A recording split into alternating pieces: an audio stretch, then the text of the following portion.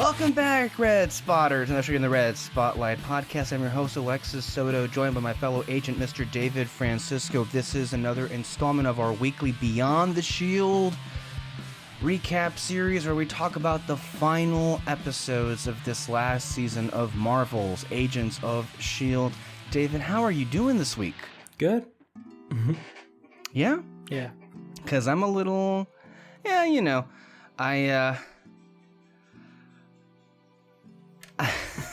dreading the end that we're coming close to here. We were just talking right before the show started recording, and that this is the 10th episode of this series, of this season that we're doing, which means that officially it's been 10 weeks since we started recording this weekly recap series as a segment for our Red Spotlight podcast.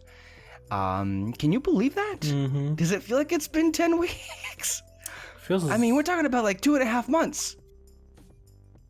Okay, yeah, that seems right. I don't know why, but when you said 10 weeks, it seemed short, but then you said 2.5 months, and I'm like, oh, okay, yeah, that is long. Yeah, I mean, 10 weeks, generally speaking, is shorter. Yeah. Or it sounds shorter, shall we say, than 2.5 months. Mm-hmm. I can't believe it. Mm-hmm. This is the recap for episode 10, which was titled Stolen, which means a lot of different things for the episode. Stolen moments, as is the saying goes, as well as stolen inhuman powers, which has been known to happen for S.H.I.E.L.D. So how we usually do this, we give our initial impressions, and then we go character by character, and we talk about what we liked, what we didn't like. There's been very little this season I find that we haven't liked. There have been questions, there have been loops that we've been thrown into for this season. But yeah, I have to say though, I had a very interesting experience with this episode. So what I usually do is I watch the episode at least twice, all the way through. And what was surprising to me is the kind of different reactions that I had the first time watching it and the second time watching it. And that is, I was very frustrated watching this episode the first time, because I don't know. Well, there's a lot of things that happen in this episode, a lot that's really going on, and a lot about its nature that I feel we're going to find is very relevant to what was the final product of this. So what I'm getting at here is I enjoyed the episode. I'm very much on board with where it's going. I have to say, though, that this was, for me, probably... And I would say this very easily, the least, I would say my least favorite episode of this entire season so far. Mm-hmm. There was kind of nothing to it, to me, that was on the level of any of the other episodes. Not that it was bad by any means. There's a lot of stuff that's good, like great moments in this, but... Yeah. Especially coming off last week's episode, it was a definite step down. At least if we're going to talk about last week's episode. How did you feel about this? No, I agree. This is my least favorite episode, I guess. It's just kind of like, I don't know how to explain it. It kind of felt like it went nowhere, but there were still a lot of things happening that was really, really good, like you just said. Some of the things that I liked, Malik, I actually really liked him more, like seeing him as the villain here. Surprisingly, yes. I am on board with you on that as well. I'm enjoying him more and more every week. Yeah. It's just like, he seems like super crazy, but also just kind of like intense and all that.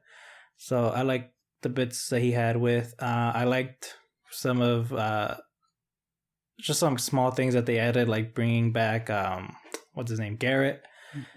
Yeah, and just like these little references from the past shows, but also some stuff with the Marvel movies and all that. And also just Daisy and her mom together. You know, those things were great. Like, it is like a bit of a step forward in terms of like characters and all that. Mm-hmm. But I don't know, maybe it could have been shortened or something, or just snippets of it could have been added. I don't know. Yeah, the problem with this episode, I find, is it felt like one of those S.H.I.E.L.D. episodes that is just another piece of the puzzle. Mm-hmm. It's just another step in the direction that we're going. It's a lot of like pieces that are moving at once, but we're not at the point where we have, I guess, big reveals. It feels like a stop along the way to the destination. It's kind of what the problem was. Mm-hmm. There are pieces of it that work really well, and perhaps I would have preferred it. But we'll get into the issues in terms of how it was, but let me just say that for me, what felt odd about this episode was the pacing of it. At points dragged for me, and at points were really quick. And it just felt, especially compared to most of the other episodes of late, a little bit sloppy in how it was edited together. It just didn't feel like it was of the caliber of most of the episodes of this season. And so I tune in every week, as I do, to Elizabeth Henstridge's YouTube channel, and she has all of the people that worked on this episode, the writers, the directors, every single week, right? Mm-hmm. And what was interesting about this episode is that it kind of became a bit of a sacrificial lamb in regards to where this episode was in the placement of filming. And because this episode apparently had like 4 writers, and they weren't working on it at the same time. They were replacing the other writer. So what happened was the original 2 or 3 whatever writers of this episode ended up getting hired on other shows like Legends of Tomorrow. And so they had to leave, basically drop what they were doing to go work on those shows. And that happened twice. So twice was that the original writer of this episode had to basically drop whatever draft he was working on, and then it got picked up by another person. And then it finally ended up being a third writer and also the director of this episode, Gary Brown, helping get this to a final draft of some sorts. So, because this, to me, my biggest issue with the episode is that there was so much going on, and it very much felt like it was being stuffed into this episode. Like, the best parts are with Daisy and her mom, and I wish we had more of that. But another reality was, and this is another revelation I found out in the Elizabeth Henstridge conversation that she had with the writers and the directors of this episode, is that the budget, we're at the point in the season where they had to save as much as possible for the bang that they want to deliver for the finale. So they were limited to the sets only in the lighthouse and in Afterlife. We talk about again and again how, this show is able to do so much with a small budget and with and reusing the same sets. But this one perhaps was the most, probably the consequence of that, in that they couldn't write their way too much around it. Like they had to incorporate into the script, and this is what the writers said themselves, that we only had to be in the lighthouse and an Afterlife. We couldn't do anything else because of what the money that was being saved up for the following episodes. So I feel like a lot of these little details may help to explain why it was that the overall product of this episode wasn't, at least to the caliber that we're used to. What do you make of these revelations? Actually, that actually helps a lot, because I was thinking, like, as we were talking, like one big thing that I think the episode felt at was that they didn't really utilize some of the characters well. Like Daisy and her mom, like that was great. That needed to happen and all that. But there's one thing that kept happening throughout the episode was Yo-Yo being like, oh, I can go in and out easily, recon, whatever. And Mac's like, no, we can't like take a chance to lose you. And like that plan makes sense, but at the same time, it's like, dude, she just got a power upgrade. She could have probably been like very effective in breaking, and they could have taken Afterlife. It seemed like, and honestly, I think that would have been the cooler. It would have been better for Garrett to get Yo-Yo's powers if she actually did get caught. You know, like I think they're close to the lighthouse, aren't they? Or like, are somewhat close. I don't know, but I feel like they could have. Well, the lighthouse. Well, let me just to answer that question. The lighthouse is in Maine, in the United States, and Afterlife is in China. Oh shit! So never mind. Not so close. Okay, wow, I was off, way off. Okay then. Okay then, I guess the teleportation did really need to be used. But I mean, again though, like they really like sidelined Yo-Yo, especially in the last. I mean, the last episode was fine because it's a loop thing, but they used her in the end though too. So right. Whereas this one, like she was really really sidelined in the episode, which I feel like they could have utilized her very very well and just kind of like speed through that process up or something. And yeah, but again, like what you just said, that they really had to like limit the budget. So I don't know how much money they have to spend to use Yo-Yo's powers in any way, or like And I'm sure they would have like if they would have used her in its episode, like they would have gone crazy with her powers, which I'm sure they're saving for the ending. Course. So I guess they still budgeted for Daisy's powers. But it seemed as if at the peak of what she was about to do, it seemed that was cut off short, perhaps because money. Yeah. Money is a kind of a problem. Yeah, so I guess I can give this episode like a little... be more understanding of why it was this way. Yeah. Because of the realities. There's also another bit of information here. So there's some good stuff here with Simmons, although very limited. She was... again, incorporated into the script. She was given very little to do to give her a break, Elizabeth Henstridge, because this is immediately after her directing her own episode, which she had to both act and direct in it. So she had been going through a pretty rigorous process with prepping for the episode and directing in it, so she wasn't given much to do. Although what she was given, I thought was some of the best stuff this season. There was a great interaction with her and Deke that was, and a part of it that was mostly just unspoken and quiet and kind of devastating in terms of how both of the actors presented that sequence. So just more factors. I think that this is just stuff that happens when you reach the end of a season, especially if it's the last season of a show and the talent starts to get grabbed up by other IPs, other shows around, and they need to find work. So it's unfortunate that this is kind of the byproduct of this. But that's kind of what happens in TV. So, but yeah, I have to say, although these things considered, not too shabby. Yeah. Of an episode. I would have preferred the intimate moments with Daisy and her mom outside of the lighthouse. It didn't make sense, but they had to use the set for what it was.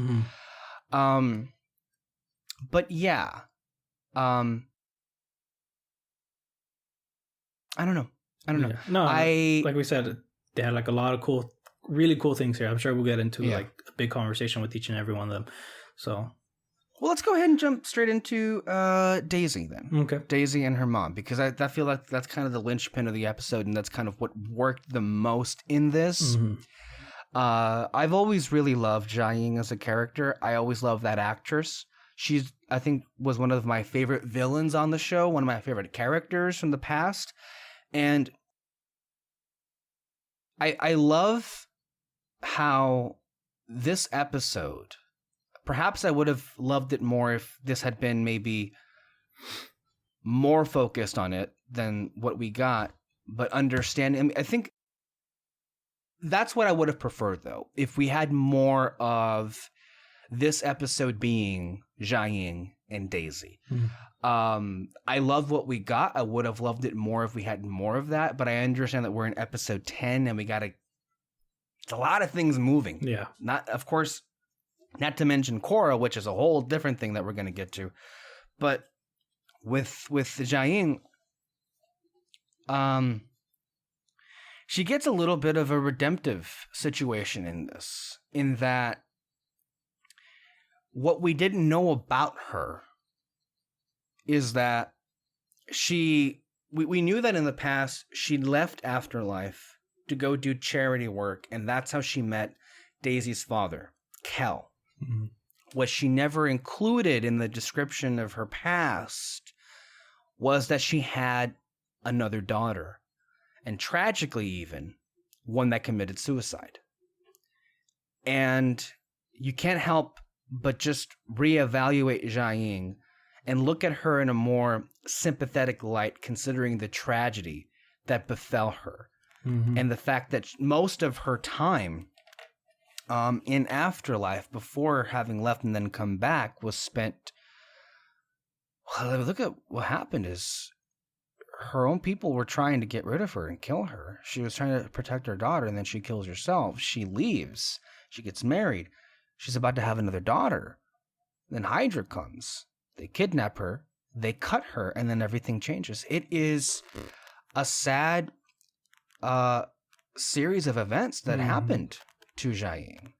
And this version of her is the most purest one we've seen, because this is before all that stuff that blackens her heart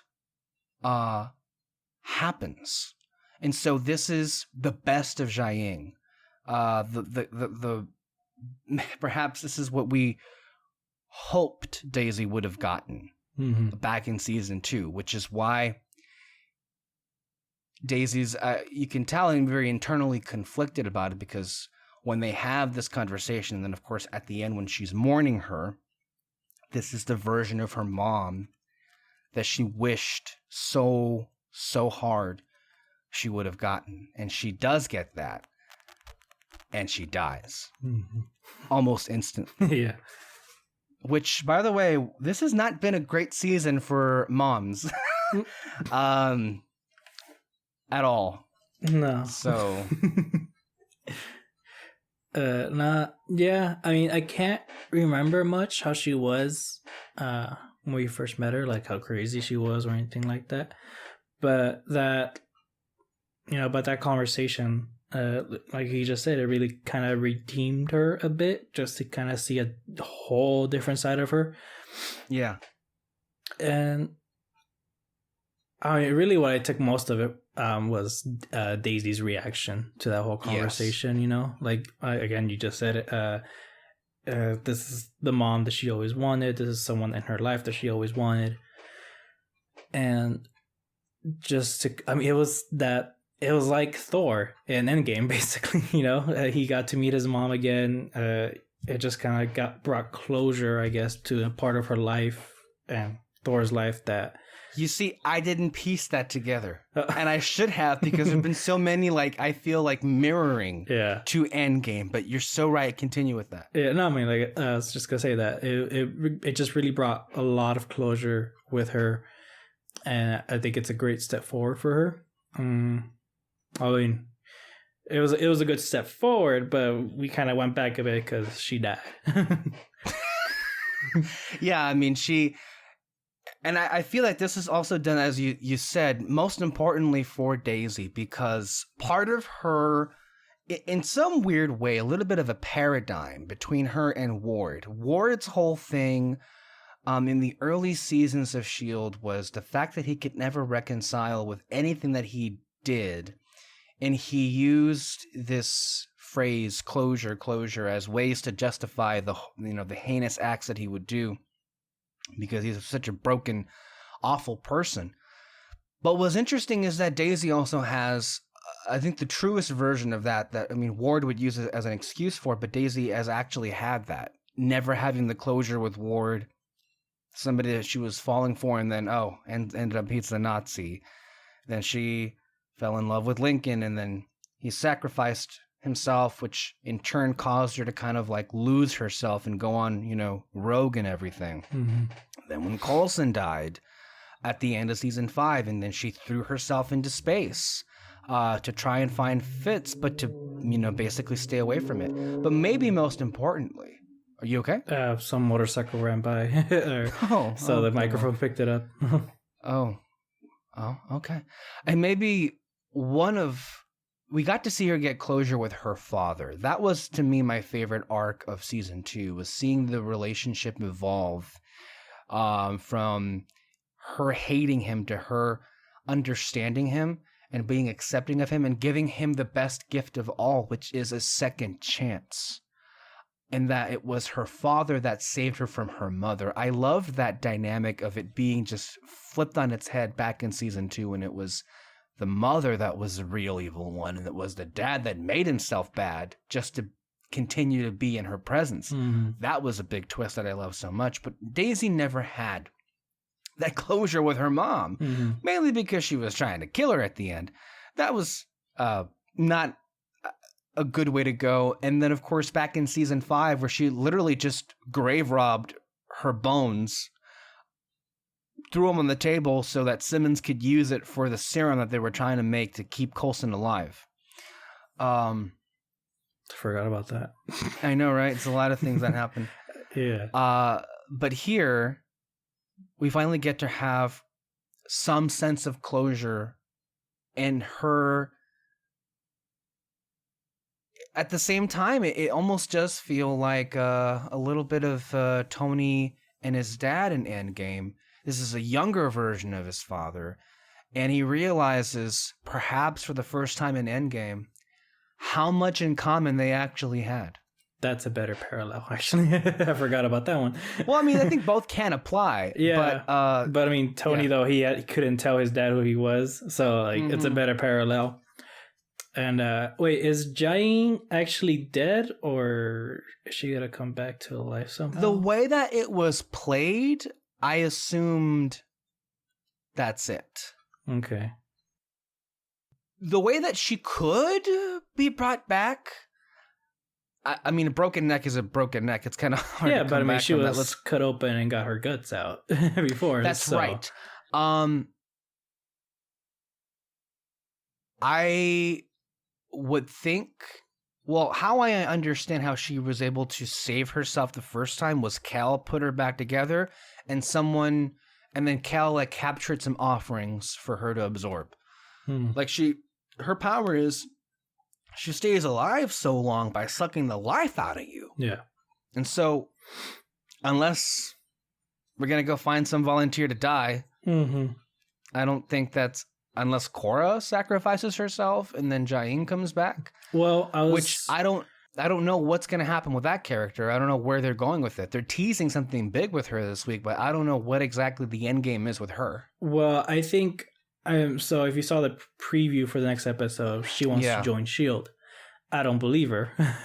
Who would? Yeah, I would. Yeah, I don't believe her. But what I'm hoping, though, because of that conversation Daisy had with Jain, she can bring her back to the good side, because I feel like they can have a great conversation with both of them being like, I never grew, Daisy can say I never had a mom and all that, but I can tell that she really cared about you, blah blah blah, or something, and then Cora will give her side of the story, it wasn't fair what she did, blah blah blah.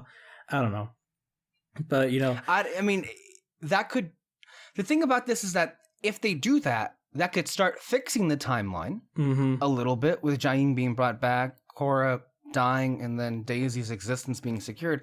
But again, I feel like at this point we've kind of landed on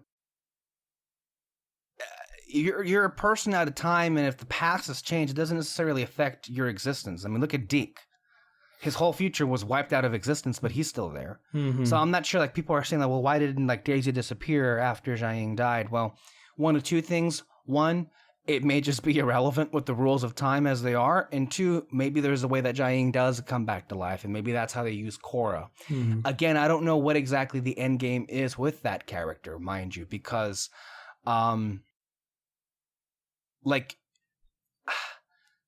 if they are going to do, if she is being sincere, which is highly unlikely considering how she's behaved, at all, I don't if she does do that, then I can see perhaps the most that she could do is sacrifice herself to bring back Jiaying. It could be that. I don't know. I don't know what exactly they're planning with her. Maybe I can't tell you. All I know is that if she continues to, I mean, from what we all understand, she's deceptive, and this is all part of the plan, was to get captured, because it seemed like to me anyway that I have a suspicion, and I'm not sure how accurate it is until we see the episode, but I have a suspicion perhaps that what was on the appearance is not what's actually going on, because it came off like, so Malik and Garrett hijacked the Zephyr with Simmons along with it, because the ultimate plan out of all of this was to get to them to get to Fitz. So Malik just left his whole like groupies behind in Afterlife, basically to be captured by S.H.I.E.L.D. But which doesn't seem like he cared about. So it kind of, you almost get the impression that Malik was just maybe not buying into the bullshit of anarchy that he was spewing and just like using it to like rile these idiots up because of he and Sybil's ultimate plans for immortality. Because it's hard with him, because for a minute you think that he does buy into his own bullshit when Coulson like jabs him about his father and how Malik says how he trapped himself in Hydra, but then at the same time he does shit like this where he didn't really care what happened, unless of course Cora was left as a plant and the plan was for them to get captured and for Cora to massage her way into thinking that she's good for it all to backfire on them. At this point, I don't know what direction it's going. Yeah. Like we say every episode, we have no idea what's going to happen. We have an idea. Really not, but we also kind of it. We've been kind of wrong before, though. A lot. Yeah. Kind of a lot, yeah. Yeah.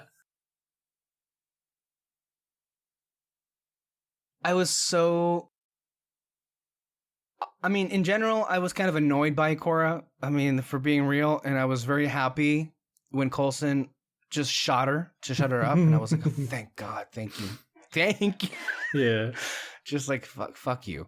But, I'm looking at the social media links for all of the people connected to the show. They're teasing something big with her this week, so okay, we'll see what happens. We'll see what it ends up really being, although in the preview she literally just murdered someone, so I don't know how redemptive that action is going to be when you literally just, oh, here, I'll just kill somebody. Yeah, like that's a good instinct to trust, right? Oh my God.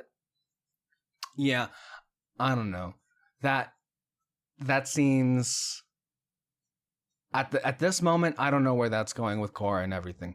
But back with Daisy, I appreciated those moments. I think it gave her that sense of closure, but then at the same time, it was ripped away because fucking Malik just snapped her mom's neck. Just viciously like that. So I'm happy how once... Okay, so when that confrontation happened with Malik and with Jiaying, I'm sorry, with Malik and with Daisy. And Malik quaked Daisy back. And it was trying to make it seem as if like Malik was now superior to Daisy because he's had these powers longer. I bought that explanation for just a half a second. But then they kind of threw it out the window, which I think was the intention, when Daisy was literally about to obliterate him. Yeah. I love the implication there. I think it's teasing something, more importantly, that we're going to see later on. But at that moment, of course, she's pissed off that he just killed her mom. But I think that moment seemingly confirmed that, yeah, Malik may have gotten a fraction of her powers, Yeah. but they're still just a fraction of her powers. She's the original, Yeah. and she was about to obliterate him had May not gotten in the way. Let's be real. Yeah, there. his powers, it's like, it's half baked, you know? It's Mhm. like, it's not fully formed yet. Or like, and what I noticed though, I don't know if I could have just been seeing things, but Daisy, you know, her quakes, they've always like shot out as waves. Yeah. But with Malik's though, it sort of like It was a spiral. It was effect. a spiral effect on it, and so I never really thought of it as. I mean, I always knew that they were gonna do something like that, where like, you know, he kind of like gets the upper hand a bit, but then he realizes, oh shoot, Daisy's the stronger one. I knew they were gonna do something like that, but I kind of like what they showed with him. I think is that he's getting more creative with He's practiced. He's had a lot. He's had this like what 10 years almost. These powers probably, and but I kind of just thought of it as like him being like super smart. Right. So I kind of hope they still play with that a bit more. And also keep this in mind. I mean, and even though it's not explicitly said, it's not as if he himself is doing all of this. He is smart. He has money, but he kind of has the time stream. Mm-hmm. He kind of knows the future, which is kind of the thing in this episode, and what makes him effective is that he knows to a T the kind of futures that are happening and how he's able to ambush Coulson and Gordon. By the way, both Zhang and Gordon get wiped out in this episode. And it's hilarious, right? Because they both happen to die around people they originally died in. Like, Gordon was murdered by Mac and Coulson, so like that interaction was a little awkward. In this episode, if you remember, he was an axe to the chest, I think is what happened. So he is dead? The teleporting guy? I think that was he croaked. He literally just died. Okay. I don't know why. Did you not get that feeling? No, I just thought he fainted. No, I think that he's gone. Well, it's just, I mean, so many years of shows, just like, is this person actually dead and all that? So I don't know. Yeah, that's true. But yeah, that moment was epic. I wish we could have gotten to see her obliterate Malik, but and he was scared. Oh yeah. He was like, "What the fuck?" So he was lucky that May got in the way. But of course, it was kind of a plot convenience because we needed Malik to get on the Zephyr and then meet up with, I guess, the Chronicons. Mm-hmm. I guess that's what we're leading up to. But as we see with the time stream, one of the people that he recruits is John Garrett, a young John Garrett, which I hope I don't know if you're aware of, but James Paxton, Bill Paxton's son, was recruited to play a younger version of his father in this episode. Oh, that's cool. So like, if one of the things that like makes that performance so convincing is the smile, the face. You see it there. You see Bill Paxton because that's his own son. Okay. I thought that was really cool. And you know, I know a lot of people were like, in the reviews that I saw, were bugged by how goofy he was. And like, sure, whatever. Mm-hmm. I mean, what I think one of the more hilarious moments was I felt that it was self-aware of how goofy he was, because there was a moment where Garrett teleports Malik into the lighthouse. The first time we see them again into the lighthouse. And Malik is so annoyed. He's so annoyed. Like they're like, he keeps like, Garrett keeps dropping one-liners or like whatever. And then you see in the same frame, you see Malik's, he's I think leaning into the frame, and he's just so like irritated with with Garrett's like campiness or whatever it was.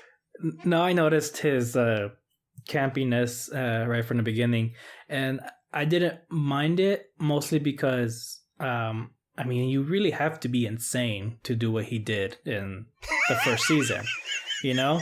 But I think because of the experience he had of being left behind, left for dead from S.H.I.E.L.D. and then joining Hydra, it kind of like, he's still insane, but he's being smart about it, and he got to be sneaking about it. So like, again, it's a Jain situation. Like, you know, you saw a completely different side of them that explains why they turn out the way we saw them in their seasons. And they do explain, though, I recall in the season 1 finale of the show where you have Garrett, Coulson, and Fury talk about a part of something bigger speech and how John Garrett misheard that whole thing. And I feel like they do a good job of implying that Garrett was always the kind of guy that cuts corners and half listens to you. Mm-hmm. So that's just part of his persona. And I felt it was entirely believable that when given basically a preview of the future, oh yeah, he'd do this. Some of my favorite interactions was to see Garrett and Coulson together in the same scene. Just the whole meta-ness of it. I love how Coulson himself just enjoys the fact that Garrett is in front of him, looks over to Malik and is like, clever, digging up her greatest hits. Yeah. And just like that conversation was hilarious, where Garrett was like, I got to see you die.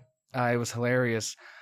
And then Coulson's like, oh really, which time? Like in a playful, like banterous way. Like, and it's also hilarious because which time? Because Coulson's died I don't know how many times at this point. Yeah. And then he talks about this like long-haired creepo stabbing you in the back with a staff. Like that exchange was so hilarious in the sense that you almost like felt that Coulson was enjoying a little bit of a reunion with Garrett, who was always admittedly a funny guy, and where Coulson was like, you haven't changed a bit. And I know that comment makes no sense.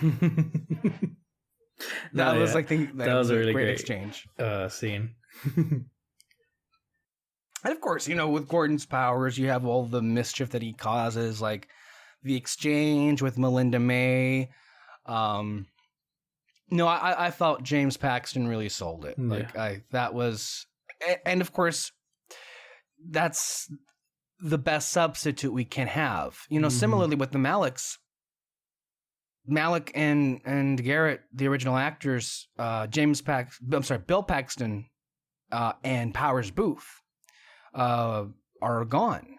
They're no longer with us.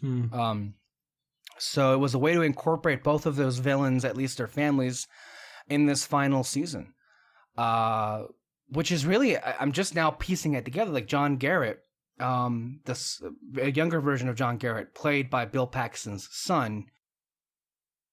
And then you have Nathaniel Malik, who is the brother of Gideon Malik, who was a big villain in season 3. So it's really wonderful how they've been able to intertwine all of these characters back at the last hurrah. So that worked for me better this week, the whole Malik situation. And I'm very curious to see where this goes, right? Like how that whole unholy alliance with Sybil and the Chronicoms, because we've seen them before. And I mean, Sybil, I all expect her to just like, okay, Nathan, thank you, but you're dead. Bye.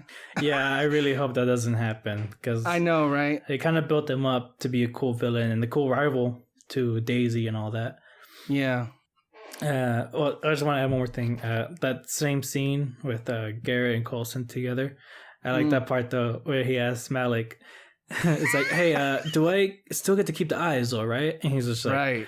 Oh, actually, I don't know. I mean, I guess we'll see. Whatever. He's just like, I'm out of this. The thing about Nathaniel is, I think the actor is doing a really good job in the little quirks, in the way that, and like the sound of his voice and how he enunciates certain words. I feel like the actor plays the character a little bit sociopathic, because even that exchange right there was like, that's a good question. I don't know.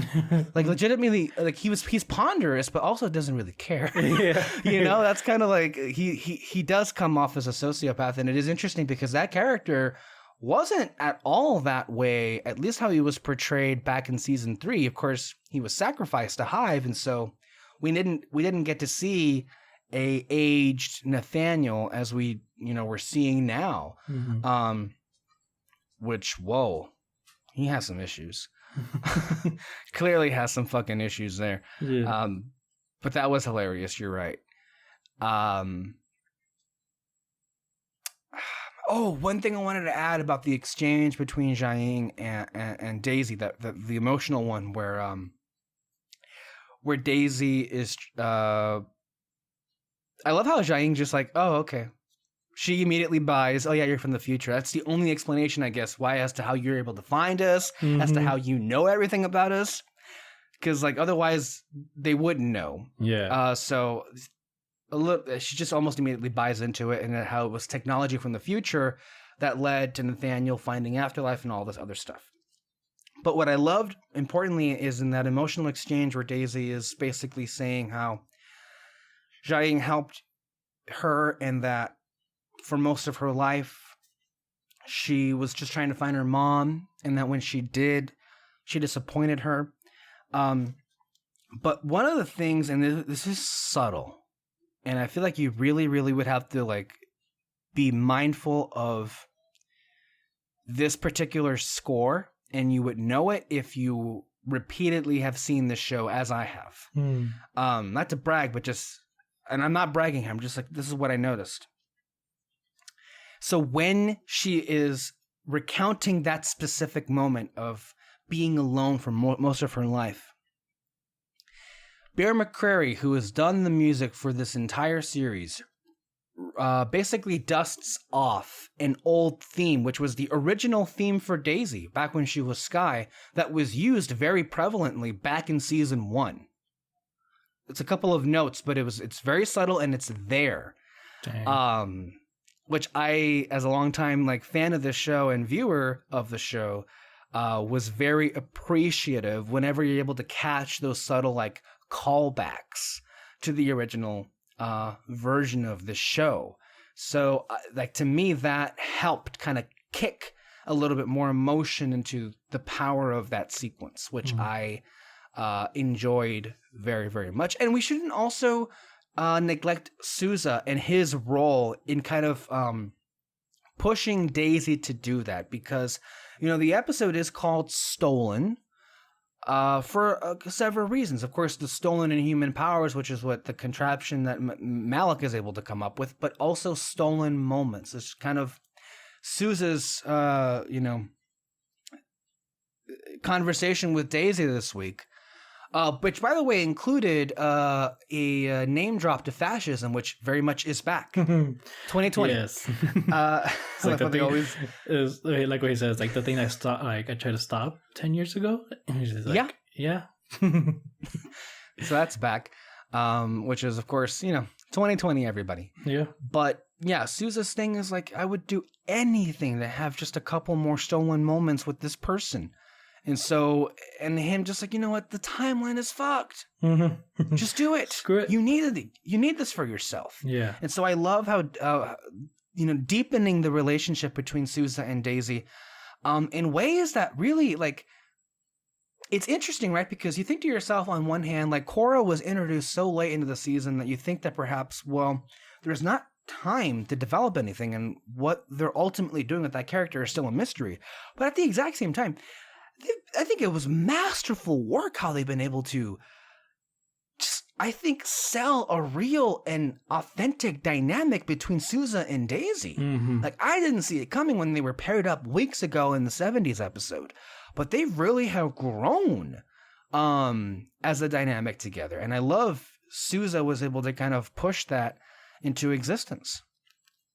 They're utilizing him so well. Oh my gosh! Yes, this season he really it was. I really did not expect them to be put him like in the team and all that, but like he was immediately like just meshed so well with everyone and all that, and it's as if he was there for years. Yes, it's insane, and just like this episode, like again, it just adds to the fact like he is the goodest of good persons in this whole entire team, just trying to help Daisy out and just like. And more than like what I would have expected, just like I knew he would probably like push her to talk to her, but like he really like stepped up in it, being like, actually like literally starting the conversation and then asking her, it's like, hey, if you want to dip out, I'll help you out and all that. Like I really like that exchange between the two of them. It was great.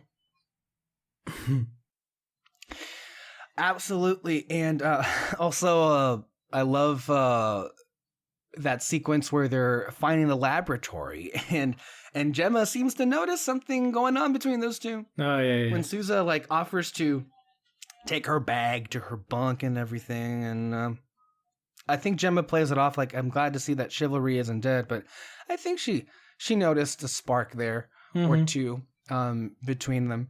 Oh yeah, for sure. And how quickly Daisy changes the subject to admittedly a more dark place, which we'll get to. We'll get to that in a bit. A couple more references before I forget. A little bit of some callbacks. Coulson's like jacket look. I love how that was brought back. We hadn't seen that. That look that he had for most of the episode was one that he sported for most of season 3 and season 4. That was like his go-to outfit when he was out in the field versus the suit that he would wear. Just, these subtle things that you catch that were brought back in the episode. Roxy Glass, part of the Deke Squad, was featured in the beginning of this episode, caretaking for the lighthouse. Ends up she's now been initiated as an official member of S.H.I.E.L.D. because, of course, Deke has no authorization to do that. That was so sad. I don't know why. I know. But anyway, good for her and the rest of the Deke Squad. And also dropping a little bit of information with the Triskelion. I guess it's a thing. Also now ahead of schedule, similarly to Project Insight. I have a feeling we're going to be seeing the Triskelion very, very soon in this show. Also, Garrett, he saw the Deke Squad band playing. Yes, open up the shirt. and Alex is just like, okay. I was like, I don't know what the fuck that is, but okay. I don't think he cared. Yeah. One way or the other, but yeah, that's hilarious to me. These wonderful references here. So Fitz. So this episode immediately picks up on last week's in terms of that lingering question and what we were speculating, which is, hey, Gemma, is Fitz even alive? Which is maybe a question we should have been asking ourselves the entire time, because they did bring this up. There was a little bit of a conflict, I feel, set up earlier in the season, like two contradictory things that were being said at the same time, which was, so the Zephyr is being basically programmed by Fitz, and so Fitz is in a framework-like environment, spying on the Chronocoms, knowing exactly where they're going, and is choosing the locations that they travel through time. But I noticed that's also earlier in the season, they said that it's been programmed to automatically follow the Chronocom ship exactly in the holes that they go through time, and it broke when the Chronocom ship that they were following blew up, and that's why it's been malfunctioning ever since.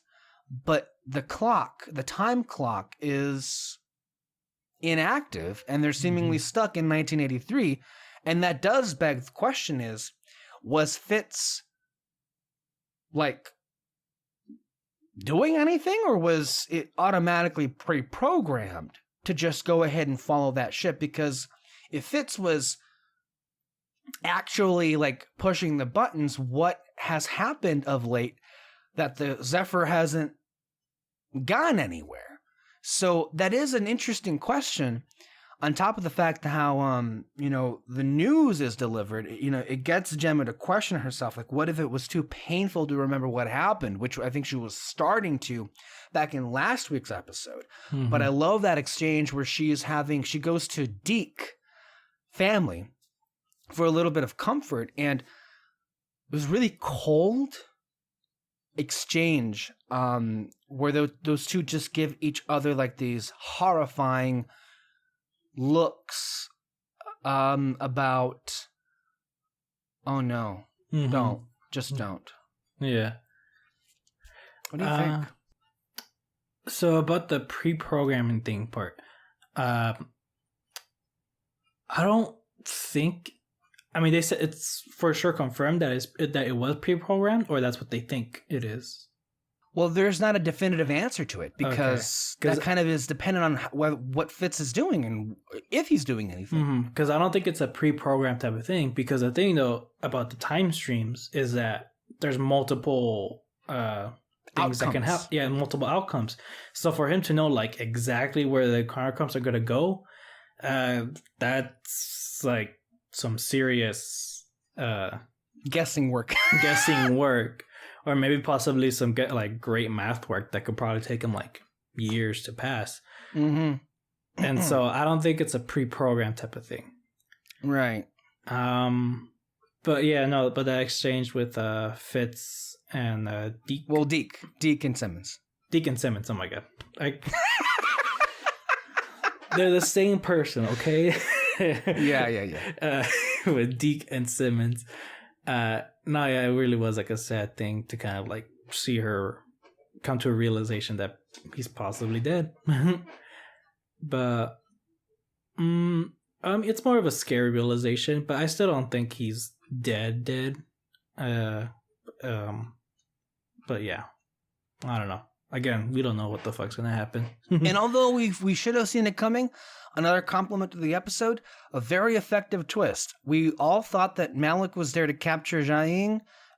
No, it was a diversion to capture Simmons and the Zephyr. And I think it made all the more sense. Like, oh yeah, that's the plan. Sybil knows. Where the fuck is Fitz? Yeah. Let's find out where he is and kill him. And I do like that they're not putting Fitz in the forefront of it. Because they're like, because I love that line of, you know, of all the outcomes Sybil saw, like the only thing that she couldn't get right, or the thing that was standing in her way, was that they don't know where Fitz is. Mm-hmm. So I really like that they're really putting Fitz into the forefront of the show. I mean, we're building up to his return, whether it be this week or next week. But we're gearing up toward a really crazy finale, perhaps the craziest finale yet.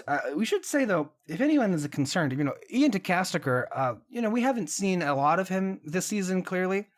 But I remember in the interviews earlier on, when this season first debuted, he was very satisfied as a fan of the show, and then also as the actor that inhabits the character. He was very satisfied with the ending that Fitz and Simmons got for Agents of S.H.I.E.L.D. So I feel like we're heading towards some, oh boy, some pretty big stuff. I know I think around this time or so I'm gonna be on social media blockout because I don't risk spoilers for S.H.I.E.L.D. So Twitter, Instagram, Facebook, I try desperately to avoid. But I usually do get like spoiler-free reactions from critics who get, you know, screeners of this episode beforehand. And one of them, I believe, who is from TV Line, was like devastated by the ending of this week's episode, the one that we're about to see, because he said that it was very foreboding. It's not a very promising word of use here. So, yeah, foreboding isn't the best of words to use. So, yeah. They showed a lot of core in the episode for the teaser coming up. I wonder they showed spaceships coming out of the sky. So I don't know what that means. I do want to say though, that's all I think I have for the episode. Is there anything else we could talk about? I don't think so. I mean, I think we hit everything. Like I said, it really sucked. Yo-Yo was sidelined throughout this episode, but hopefully they utilize her well in the next 3 episodes. So, yeah. Mm-hmm. All right. So before we go, there was something I wanted to talk to you about, and that is, so let's speculate for a bit here. Remember, I think it was sometime last year where Disney Plus was being tested in the Netherlands. And there was this report that came out that the top 3 items or properties that were being binged on the Practice streaming trial version of Disney Plus were The Clone Wars, Avengers Infinity War, and Agents of S.H.I.E.L.D. I wonder if perhaps... By the way, I want to say, I wonder if perhaps Disney missed an opportunity to not put this show in its final season on Disney Plus, considering how popular it has been in other international markets. Like, one of the things, and I think you're aware of this as well, is that one of the biggest mysteries of this series is it is so unpopular in the States. Like, no one gives a shit about this. It's never in, like, on Twitter, yes, but like in terms of like media circles, no one talks about this. It doesn't even get like any physical media releases anymore. Mm-hmm. But where it does get physical media releases is overseas. The show is very popular overseas, and it's not airing in the UK on television. And there is speculation that it will be saved for Disney Plus, the UK version of Disney Plus anyway. So it very much is, and we should also say that, FAIRE Analytica, that study from a few years back where S.H.I.E.L.D. was the most popular show, Marvel show ever, based on the international studies that they had. I wonder if they missed an opportunity to not put this on Disney Plus, considering in the time that S.H.I.E.L.D. has aired, all they really had going for them was Hamilton. Mm-hmm. I don't know. It's kind of hard to decide because I guess I kind of think of it like maybe they just wanted to finish it on television, just kind of make it. I don't know if you mean like dropping the whole season on Disney Plus or make it week by week like Mandalorian. Well, every show that Disney Plus has is week by week. That's true. I don't know. It's actually a weird thing because I can see them maybe wanting to drop the whole thing after the show ends on television because I know like the CW does that with a lot of their shows, like literally like a week after their finale. Well, so does Agents of S.H.I.E.L.D. So that's a little bit of a wrinkle in this, is that Agents of S.H.I.E.L.D. has a current deal with Netflix, and I think it's still going to apply. So what the last 2 years, S.H.I.E.L.D. has had this thing where like a month, but not a week, a month after the finale airs, it's on Netflix. And I think the same thing will happen with this season. So I think before the show goes on Disney Plus, because it's one of the last things on Marvel that isn't on Disney Plus at all, I think it'll get a few more months or a year on Netflix before it goes to Disney Plus, it seems like. Okay, then. So maybe that's just what they were planning on from the beginning, to just drop the whole season, especially because I'm sure before COVID they had like a bunch of things planned out for release on Disney Plus, like it is happening now. So maybe they just kind of just stuck with the schedule that they made. I think there's a variety of reasons that I think made it impossible. That Netflix deal probably was like a no-go, because it seemed as if the 7th season will debut on Netflix for streaming, and it will stay there for some time before it goes to Disney Plus, so they legally couldn't do it then. Number 2, it is ABC that ordered the series for more seasons, not Disney. That's true. And it is specifically Channing Dungey, former head of ABC, who kept this show alive. So it is a legacy player for the network. And they've been, even though, the show, unfortunately, this is the lowest rated season of the entire series. Ridiculous, but, it's what it is. But I understand, wanting to go out on the network that, gave you all of these seasons. And then number 3, I don't think Disney Plus even, to be honest with you, I don't think they recognize that as any kind of like value. I don't think it even occurred to them. Hey, could we use this on our to have some content on our streaming service? No, it's okay. We'll give Zenimation instead. Zena what? Zenimation. It's a show where they clip out all the animated movies, and it's an ASMR thing. I don't know. Oh my god, I forgot about that. I know, you see, it's the kind of mundane content that they drop on Disney Plus. Oh, we'll give them Beyonce instead. Yeah. Oh my god. That's honestly, I really don't like that. I haven't seen it, but like, just that idea of making a long ass music video. Yeah.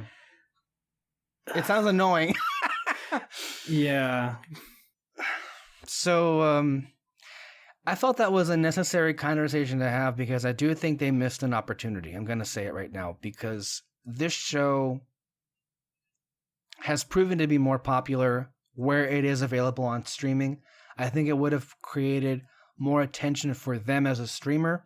It would have also created more attention for the show and, given the recognition that it's due. I felt Clone Wars was more popular than ever when it was on Disney Plus, as how Avatar is now more popular than ever before with it being on Netflix. So streaming has that kind of impact, especially when no one's doing anything. Mm-hmm. So, yeah. Yeah. Also with ratings though, ratings like watching shows like on television, to me they don't matter anymore because No. Like I said, like I love the CW shows, and some people who don't, they're like, oh, like every season they're getting the lowest ratings, and all that. But what I found out though is that those shows are like top 10 of the year in most illegally downloaded shows. Okay. So again, like whatever you say of like if they watch it on television, it really doesn't matter anymore. It matters like how they're getting it, basically. Yeah. I think. Yeah. And like you said, Agents of S.H.I.E.L.D. This is the lowest ratings, but do you know if there are people watching it on Hulu? Because again, we get it the next day. Yeah. Here's the thing. No, you're so right. I mean, ratings are irrelevant as far as trying to come up with a measurement of how many people are watching this. Of course. There are many more people who watch this show in the U.S. than what the ratings suggest. I mean, people just don't watch network television anymore, as there's a lot of factors that go into it. And I don't necessarily put too much stock on the ratings. I used to because, I feel like years and years ago, it mattered more in terms of getting a renewal. But even that's becoming more and more irrelevant in the scope of television, because there are a lot of popular shows that Netflix just cancels, but because they're not bringing in more subscribers. That's the key when it comes to a streaming service, is what's bringing in more new subscribers, not what's keeping what you already have there. Like Sabrina, for example, was a very popular show from what I understand, and that still got canceled. Yeah. Because it wasn't bringing in anybody new. Mm-hmm. Yeah. Television is an interesting animal. Yeah. Very, very interesting. And we'll see how Korra does when it gets on Netflix in about a month or in about a couple of weeks or so. We're going to be having a Korra, Legend of Korra recap series. A lot of us are going to be watching it for the first time. David and Alexis have already seen it, so that'll be a sequel to our Avatar: The Last Airbender series. So I'm very curious to see how that series does on Netflix, considering how many more people have been exposed now to Airbender, and it was number one for 2.5 months. Well, not number one, but in the top 10 for 2.5 months. I just know there's gonna be a bunch of tweets hating on Korra. Oh my god! Yeah, get ready, ready. We're getting ready for that, but first, we have to get ready for the series finale of Agents of S.H.I.E.L.D. after 7 seasons of television since 2013. Could be the very last time we see these characters, and it's going to be exciting. It's going to be thrilling, and I'm sure it'll be sad all the same. So thank you all for listening so much. We will see you next week for the recap of episode 11, and then for the final ever S.H.I.E.L.D. Stay under our spotlight, and until next time, bye-bye. Bye.